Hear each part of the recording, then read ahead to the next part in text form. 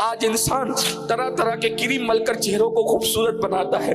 آج انسان مہنگے سے مہنگے صابن استعمال کر کے چہرے کو خوبصورت بناتا ہے.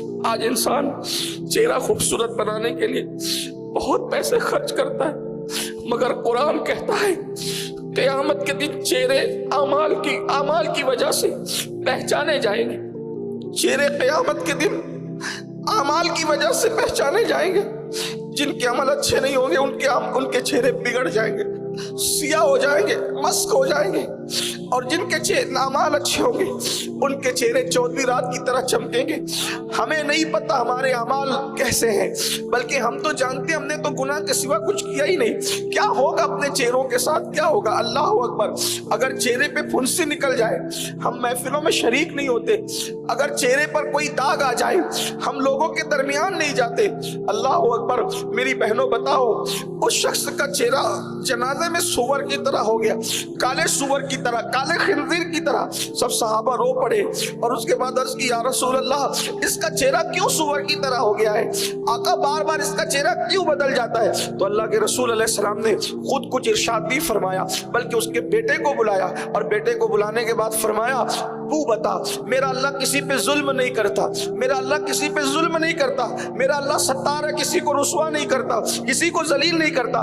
تیرا باپ یقیناً کچھ نہ کچھ بڑا جرم کرتا ہوگا، بتا تیرا باپ کرتا کیا تھا جس کی وجہ سے اس کا چہرہ بار بار سور کی طرح ہوتا ہے؟ اس نے عرض کی یا رسول اللہ میرا باپ ہر نیکی کرتا تھا، ہر نیک عمل کرتا تھا، مگر نماز کے وقت تو سو جاتا تھا. وہ نماز کی اہمیت نہیں جانتا تھا، وہ نماز کی قدر نہیں کرتا تھا. تب اللہ کے رسول نے فرمایا اے میرے صحابہ سنو، جب کوئی نماز میں سستی کرے گا، نماز کی ناقدری کرے گا، اور جب وہ مر جائے گا تو قیامت کے دن وہ کالے سور کا منہ لے کر کے اٹھے گا، کالے خنزیر کا منہ لے کر کے اٹھے گا. اللہ اکبر. میری بہنوں بتاؤ، ذرا غور کرو. آج بہت سادگی سے تم کہہ دیتی ہو کہ ہمیں نماز کے لیے ٹائم نہیں ملتا. یہ جھوٹ ہے میری بہنوں، یہ فریب ہے. نماز کے لیے ٹائم کیوں نہیں ملتا؟ جب ہمیں کھانے کے لیے ٹائم ملتا ہے، سونے کے لیے ٹائم ملتا ہے، سہیلیوں کے ساتھ بیٹھنے کے لیے ٹائم ملتا ہے، بلکہ لوگوں کو غیبت کرنے کے لیے ٹائم ملتا ہے، چگلی کرنے کے لیے ٹائم ملتا ہے، نماز کے لیے کیوں ٹائم نہیں ملتا؟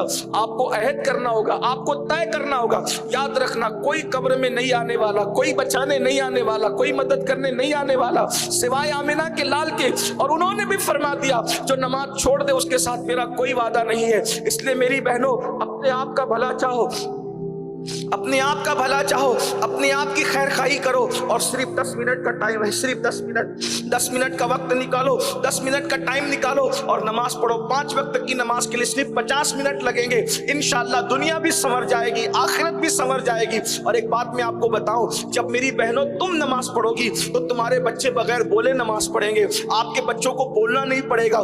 ماں کو سجدہ کرتے دیکھ کر بچے بھی سجدہ کرتے ہیں. اس لیے نماز کی طرف آؤ، بہت برکتیں ہیں نماز کی. میری بہنوں آپ کھانے پکانے کے لیے کچن روم میں گھنٹوں گزارتی ہو، اپنی سہیلیوں کے ساتھ بیٹھ کر گھنٹوں گپ شپ کرتی ہو، سیریل بھی دیکھتی ہو، فلمیں بھی دیکھتی ہو، اس کے لیے وقت نکال لیتی ہو. مگر میری بہنوں آج اس سنی اجتماع میں ہماری گزارش یہ ہے، آپ کو اللہ کا واسطہ ہے آپ نمازی بن جائیے. ایک وقت کی نماز کے لیے صرف 10 منٹ کا ٹائم لگتا ہے. میری بہن نماز کی طرف آئیے. میری بہنوں دیندار بننا ہے تو دیندار بننے کا سب سے پہلا زینہ نماز ہے. اگر تم نماز پڑھو گی تو دھیرے دھیرے خود ہی اللہ کے قریب ہو جاؤ گی، دین کے قریب ہو جاؤ گی. اور میری بہنوں نماز اگر نہیں پڑھو گی تو آپ نے عذاب کی ایک شکل سنی ہے. اس کے بعد میں آپ کو بتاؤں اللہ کے حبیب علیہ الصلوۃ و تسلیم فرماتے ہیں مرتے وقت سب سے زیادہ اگر کسی کو تکلیف ہوتی ہے تو بے نمازی کو تکلیف ہوتی ہے. بلکہ ایک شکل بتائی گئی کہ بے نمازی کو مرتے وقت اللہ اتنا پیاسا کر دیتا ہے، اتنا پیاسا کر دیتا ہے